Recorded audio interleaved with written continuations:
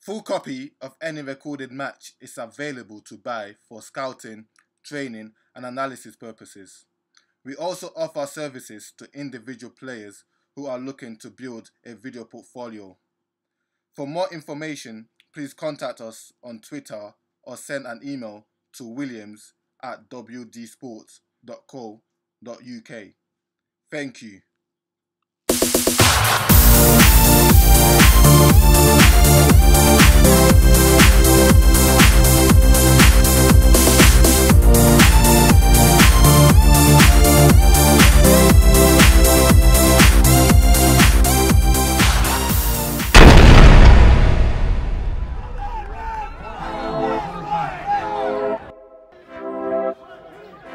Hello and welcome back to WD Sports, episode 32 of the ESL Football Show.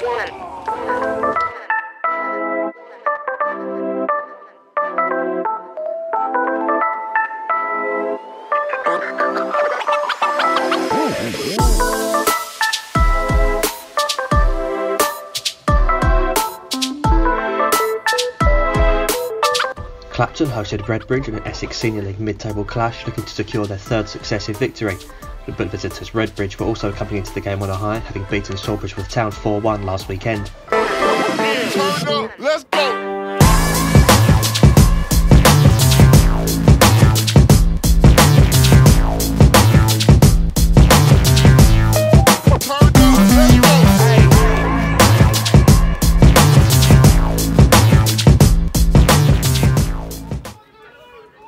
Clapton would have the first big chance of the match, two strikers getting in each other's way as they attempted to meet a looping cross towards the back post. Redbridge from the outset were far more crisp in attack than their hosts, Connor Oakus taking a nice touch to set up a shot that was fired just over the bar. Kirk McPherson would have a one-on-one chance after latching onto a poor defensive header, but his shot wasn't well placed enough to beat Dean Richards in the Redbridge goal. From then on, Redbridge would begin to stamp their authority on the game. Clapton defenders switched off as they appealed for offside for a long ball over the top, allowing Taylor Tombides ample time to control on his chest before slotting past the keeper to give Redbridge the lead.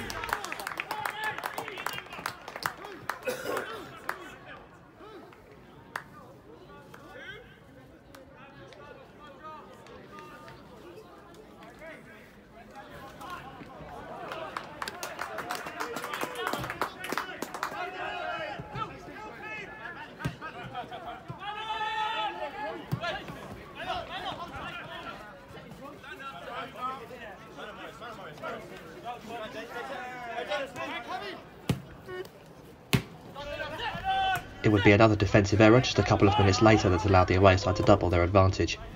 A simple back pass was completely whiffed by Clapton goalkeeper Emmanuel Olajide, giving Daniel Gilchrist an open goal to make it 2-0.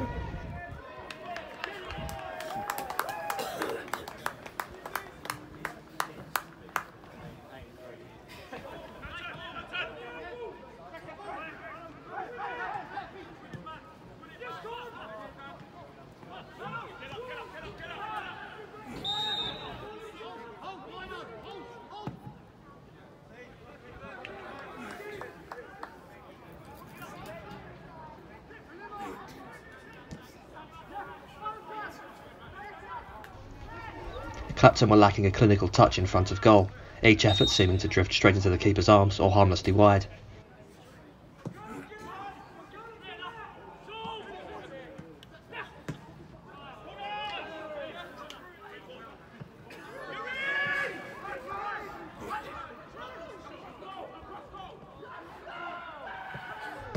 Redbridge, however, looked far more likely to score whenever they did come forward. Gilchrist was again part of the build-up for their next attack, laying it off to Daniel McCulloch, whose powerful shot was well saved by Olajide, only for Oakus to pounce on the rebound to add to Redbridge's third, leaving Olajide incensed as he seemed to think as though Oakus was clearly in an offside position.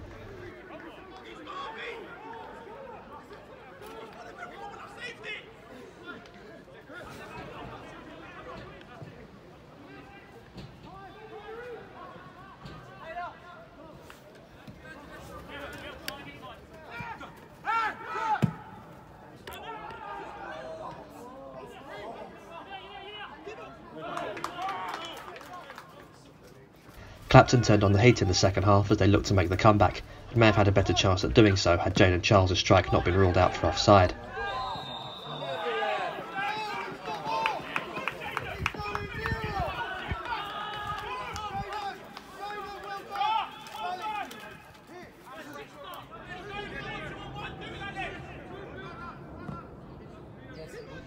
The chances continued to come for Clapton, a header from a corner sailing just over the bar, before Valentine Ian Yogu was played clean through, only to fire his shot straight at Richards.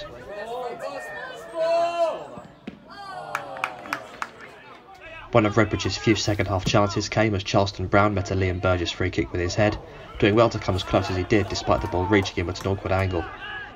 Clapton was still producing chances, but would need to start putting them away if they were to complete the comeback. Shots on target were still difficult to come by, however, Brian Kyungu firing well wide after having done well to make room for his shot. A penalty may have perhaps helped to precipitate a comeback for Clapton, but the referee controversially waved play on after Charles was hacked down in the penalty area by Daniel Smith.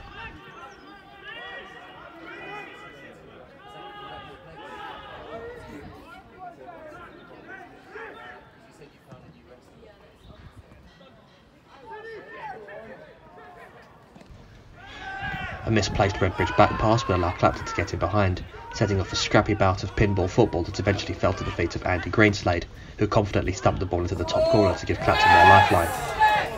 With just over 25 minutes to play, the comeback now seemed eminently more doable for the home side.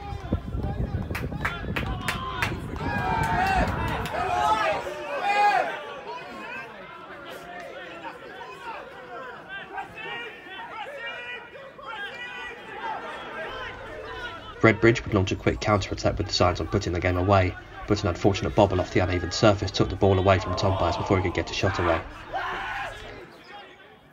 Redbridge then nearly found the net at their own end, Okas coming very close to scoring an own goal as the ball reached him suddenly from a corner.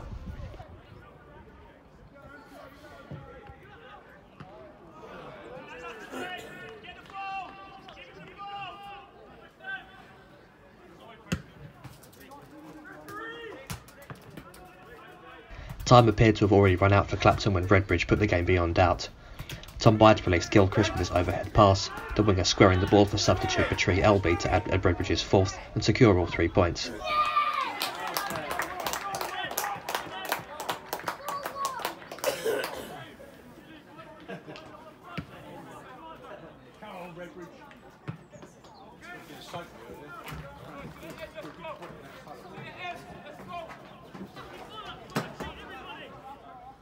Clapton could have had a chance at making the comeback earlier in the game had they just been more ruthless in front of goal, a trait that ultimately separated the two sides on the day.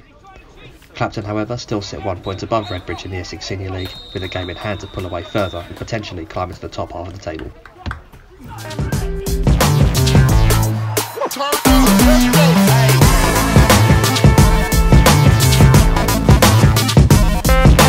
Tower Hamlets hosted Woodford Town, having not won a league game since mid-February, while their opponents looked to continue a rich run of goal-scoring form to see them find the net 18 times in their last 5 league matches.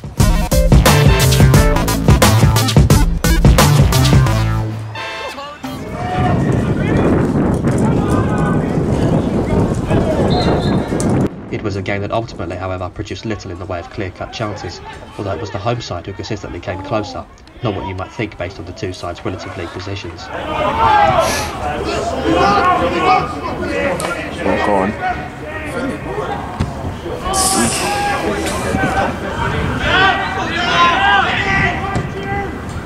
Woodford's first real chance of the match came from a Temi Babalola header, before Flavio Juno steered a left-footed shot just wide at the other end.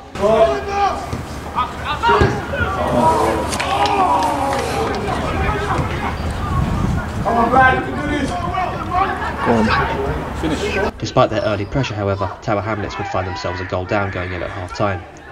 Deep into stoppage time, the home side clumsily conceded a corner, which was nodded home at the back post by Asher Modeste to give Woodford the lead.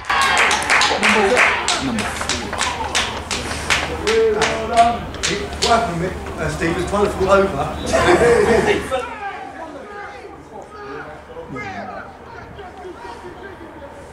Is that a penalty?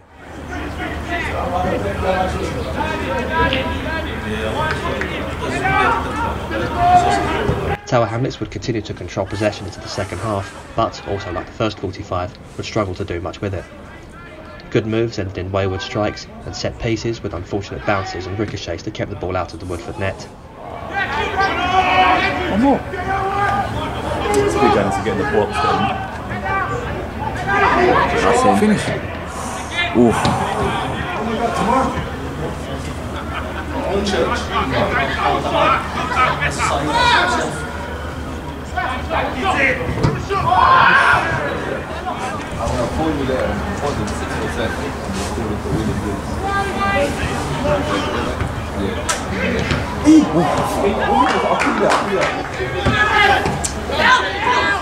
With just under half an hour to play, they would be punished for their difficulty in front of goal, as Babalola's shot was saved by Christian Villanucci, only for Modeste to rush in and nod home his second of the day. That's the one.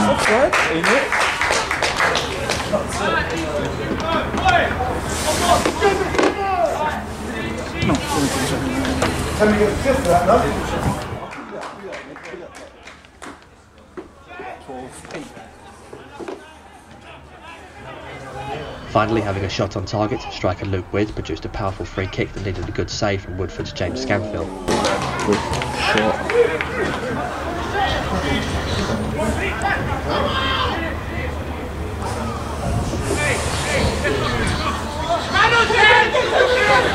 Tower Hamlets would finally break through in the 83rd minute, Flavio Juno picking up the ball in midfield, laying it off and then continuing his run into the area, finishing the move he had started with a well-placed strike. That's it. That's the one.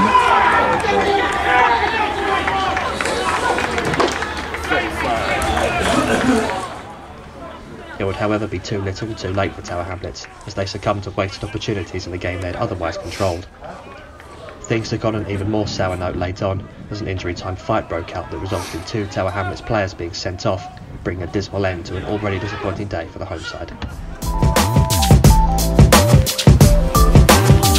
Thanks for watching another episode of the ESL Football Show. See you next week.